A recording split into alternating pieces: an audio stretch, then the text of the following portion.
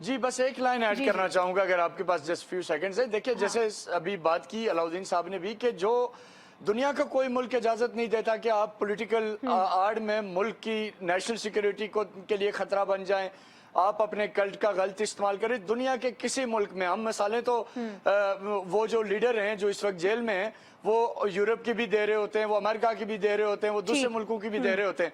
लेकिन हालात ये हैं कि उनमें से कोई मुल्क इजाज़त नहीं देता कि कोई अपने इदारों के ऊपर इस किस्म के बिल्कुल इल्ज़ामात ठीक। लगाए, सिस्टम बिल्कुल को ठीक। ना चलने दे, हुँ, मुल्क को तबाही के दाने पे ले जाए। तो बिल्कुल सही। इसलिए मैं ये कहूँगा, आखिरी लाइन लेकिन बड़ी इंपॉर्टेंट लाइन, कि अगर अब भी ये डायलॉग की तरफ आके फिर भाग जाते हैं, हुँ, तो इनको किसी सूरत माफ ना किया जाए। ठीक। ये जिनको शेख मुजीब बनने का शौक है, इनको फिर सही। शेख मुजीब की तरह इबरत का निशान भी बनाया जाए। ठीक है। अच्छा सईद इलाही साहब, आप क्या समझ रहे हैं?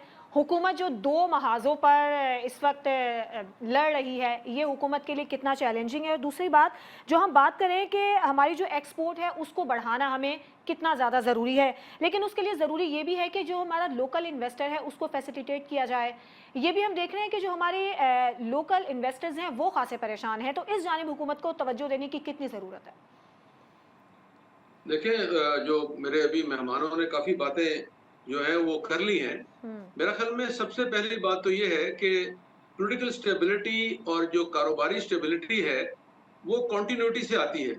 तो पिछले 10, 12, 15 साल में सियासी निज़ाम में कंटिन्यूटी मौजूद नहीं थी, जिसकी वजह से प्रॉब्लम्स हुई हैं और जिसका अदराक अब सबको हो चुका है और इसीलिए अब सब मिलकर इस सारे जो मुख्तलिफ नुकसानात थे, हुँ, उनके अज़ाला की तलाफ़ी करने जा रहे हैं।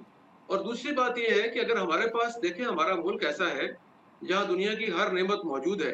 अभी अगर इंडस्ट्री के लिए पावर या टैरिफ या बहुत ज़्यादा महँगाई है, तो हमारे पास बहुत सी चीज़ें ऐसी मौजूद हैं, हमारे पास मिनरल्स हैं, हमारे पास गंदम है, हमारे पास चावल है, हमारे पास गोश्त है, हमारे पास बहुत सी ऐसी चीज़ें हुँ। हैं, जिन्हें प्रमोट करके फ़ॉरेन एक्सचेंज कमाया जा सकता है।